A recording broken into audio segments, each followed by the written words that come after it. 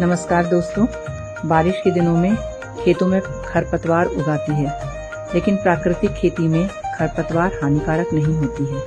खरपतवार जमीन में पाई जाने वाली वे सभी माइक्रो न्यूट्रिएंट्स को लेकर पैदा होती हैं, जिनको यदि हम उखाड़कर वहीं खेत पर डाल दें तो वापस जमीन पर वो सारे माइक्रो न्यूट्रिएंट्स वापस चले जाते हैं और पौधों के लिए बहुत काम आते हैं। इसलिए खरपतवार से घबराने की आवश्यकता नहीं है।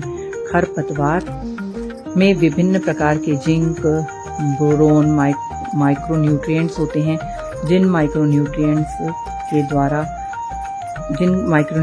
को हमें खेतों में फसल की अच्छे विकास के लिए आवश्यकता होती है। इसलिए खरपतवार को कभी उखाड़कर फेंके नहीं और ना ही किसी बीडी नाशक का प्रयोग करें। खरपतवार उगती है तो उसे उखाड़ें और उखाड़कर वहीं खेत पर ही छोड़ दें। धीरे धीरे वह डिकम्पोस्ट हो जाएगी और डिकम्पोस्ट होकर वह वापस मिट्टी में मिल जाएगी।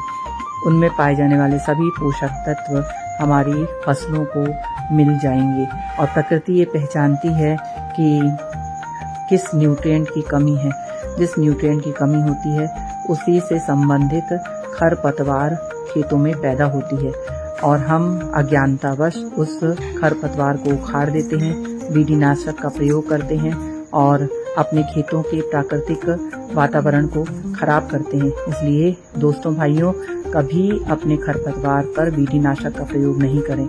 उन्हें उखाड़ें और वापस खेत में ही छोड़ दें, जिससे वो डिकम्पोस्ट होकर हमारे पौधों के लिए बहुत महत्वपूर्ण माइक्रो न्यूट्रिएंट्स और पोषक तत्वों का सप्लीमेंट करने का काम करते हैं।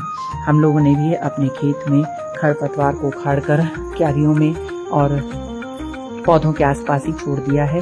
धीरे धीरे ये डिकम्पोस्ट होकर वहीं पौधों को मिल जाएगी और प्राकृतिक वातावरण में प्रकृति के अनुसार अपने पौधों को प्राप्त होगा।